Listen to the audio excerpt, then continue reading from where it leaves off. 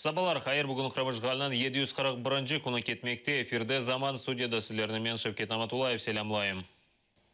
Межлис махкеме отырышына тек 3 күн қалғанда Поклонский әзірлаған весиқаларны алған. Белли ки мартынан ученде кечірілген топлашуда Қырамнан рус прокурора Наталья Поклонска 500-ден зияды кағыт весиқави видеонен 7 диск бермеге ишандырды. Олар санки Межлистің қабатына таздықлай біле екен. Межлис темсілжілеріне весиқаларны огреніп отырышқа азырланмақ үшін бір афта еріне 3 күн берілді. Невбетеке топлашув мартынан 10-да демек ярын 9:30-та Қырымнан юқары рус махкемесінде кечірілежек.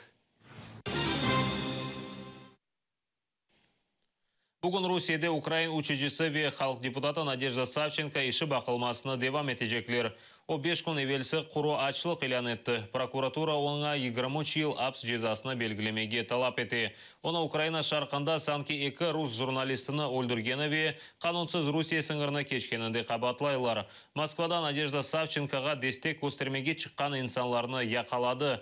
Наразылық акциясына шыққанлар Эминлер Савченко Русияде қанунсыз тұтыла. Полиция 37 инсанны яқалады. Акцияға шыққанларынан эксериеті қадынлар еді. Жизнь в нашей стране, в России, она не ценится. И я думаю, что надо жить на зло этому упырю, как раз жить. Потому что твоя жизнь нужна, потому что ты боец, а бойцы нам нужны. Надя, очень хочется, чтобы ты скорее оказалась на Украине, в Украине, да, чтобы быстрее Путин сдох. Это уже, извиняюсь, не политкорректно.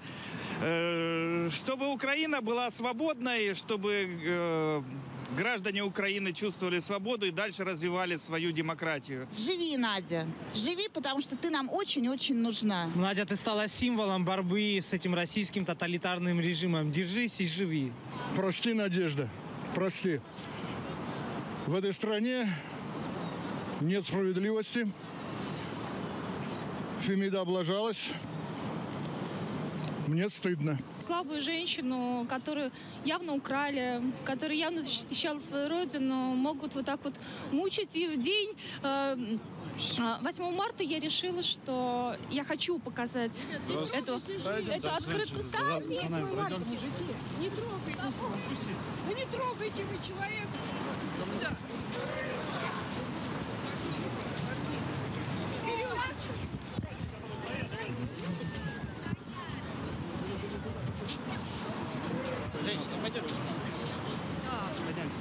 А за что человека задерживают? Только бы не вы. Вы такой заботливый. В автозак ведете 8 марта женщину-инвалида.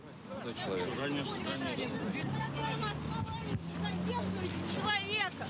Почему вы меня куда-то не ведете? На каком основании?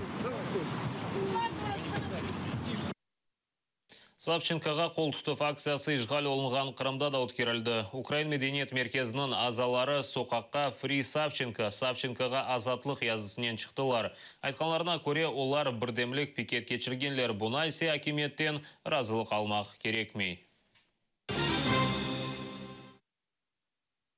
Қырымның мемори сыңырында полиция қадемлері Айдар аскері Энвер Велиляев аяқларына атқанылар. Вақия Каланчак сыңыр кетшітінде юз берді. Себебі санки Энвер Қырымға кеткен қадының паспортыны ертқан ве Сарғушалда бір қач кере аваға атқан. Сыңыр бекшілері полиция қадемлеріне чағырғанлар, олар есе Херсон батальон аскерлерінен келген. Олар Энверге қаршы атеш ашқанлар. Айдар аскері шымды хастаханеде қадыннен олған вақия ве атеш ашқанына рет ете. Гражданин был предупрежден о возможности применения огнестрельного оружия.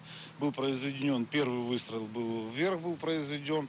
Когда уже пистолет наставлен был в область лица, напрямую, то был уже выстрел в ноги. Я вообще не понимаю, как это правильно. Сейчас они будут рассказывать, что я там угрожал, там, нападал, стрелял.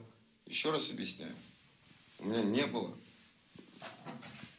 патронов даже стрелять. Я не знаю вообще по женщинам, мне никто вообще ни слова не говорил за женщин. Ахмеджетте домыз асырағанлар Назирлер шурасы оғынды наразылық акциясына кешірділер. Топланғанларының себебі домызларының тауын хасталығы себебі илян етілгені февқоледе вазиетіні рет етмеге талап етелер. Акцияға 100-ден зияде көйлі ве кичік ферма сайыплері топлашты. Белі ки ярымадыда февралінің башында санки домызларының тауын хасталығы қайдетілгені себебінден февкуледе вазиетіні илян еттілер. Домыз еті сатылмасыны ясақладылар. Карантин зонасында олған бинглернен домызларыны өлдіріп яқтылар. Можем просто жить. У нас не за что будет купить этот хлеб, заплатить за свет, кому-то выучить детей. Обучение, вы сейчас знаете, платное, проезды дорогие, корма у людей сейчас заканчиваются, свинина у всех переизбытки, поросята поросятся свиноматки. Люди, которые должны были сдать это поголовье и поставить туда новые родившиеся, они не знают, что им делать. Получается перебазованность этих сараев. Как людям жить дальше? Епанов сказал нет. Кто такой Епанов? Россельхознадзор. Ты хоть день не работал в этой ветеринарии? Вы знаете, что хвост у коровы сзади, а рога впереди? 2 ел кечті ичбір денішме yok. Bu vaqta Aqyar'daki suvenir satıcıları bildirilер. Ularının sözlerine göre turistler ne yazda ne de kışta kelе. Bunu tasdiqlagan videonu YouTube'da Ukrayna jurnalisti Valeriya Ivashkina yerleştirdi. O Kırım sakinleri arasında 2 yıl devamında ne denişkeni hakkında sorav keçirdi. İnsanlar cenk olmağanına kuvanalar, lakin diger kuvandıracak vakaylar hakkında aytıp olamaylar. Пока что мы никаких перемен не видим. Вот и все. Ну, надеемся. То есть еще ждете? Ну, конечно, ждать. Это наша, как говорится, постоянная жизнь в ожидании. Ждать, ждать и ждать. А вы голосовали на референдуме? А как же? Такой подъем был. Теперь все опустилось. А по количеству туристов и по качеству туристов как-то изменилось за 2 последних года? Конечно, изменилось. Их не стало вообще. Так хоть и были, а теперь их не стало. Вообще не стало. Ясно. Вот стоим. Видите, как качество туристов? Где они? Где они все? Нету их ни летом, ни зимой, ни весной, ни осенью. Стипендия алып Түркияда тәсіл алмаға істегенлер үшін аризаларына қабыл еті башладылар. Түркия бурсалары стипендиясына алмақ үшін аризаны экранларда көрген сайтқа кіріп электрон шекілде мартының 31-не қадар толдырмақ керектір. Намзетлер бакалавр, магистр ве доктор программасы бойынша тәсіл ала біле. Ариза берген намзетлеріне ярдым алмақ үшін мeclis темсілші органға мұражат etmеге teklif ете. Öğrencilerimize uçak bileti, aylık burs, konaklama, sağlık sigortası ve 1 yıl Türkçe dil eğitimi sağlıyoruz. Öğrenciler üniversite eğitimlerinin yanı sıra kültürel etkinlikler, staj programları ve uluslararası öğrenci akademisi faaliyetlerinden yararlanarak Türkiye'yi daha iyi tanıyor, sosyal ve mesleki yeteneklerini geliştiriyor. Mezunlarımızı da unutmuyor, ülkelerinde onlarla buluşup kucaklaşıyoruz.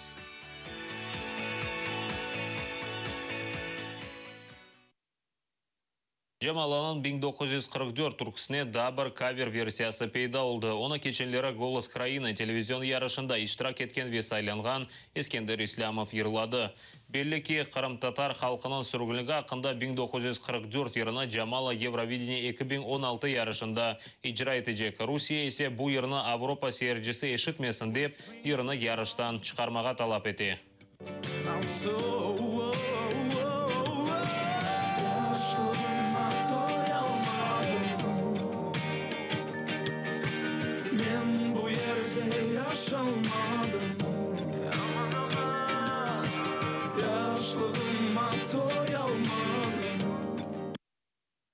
Bu saatқа sonki haberimiz edi. 11.30'da çıkacak zaman yayını kaçırmanız. Görüşkенше.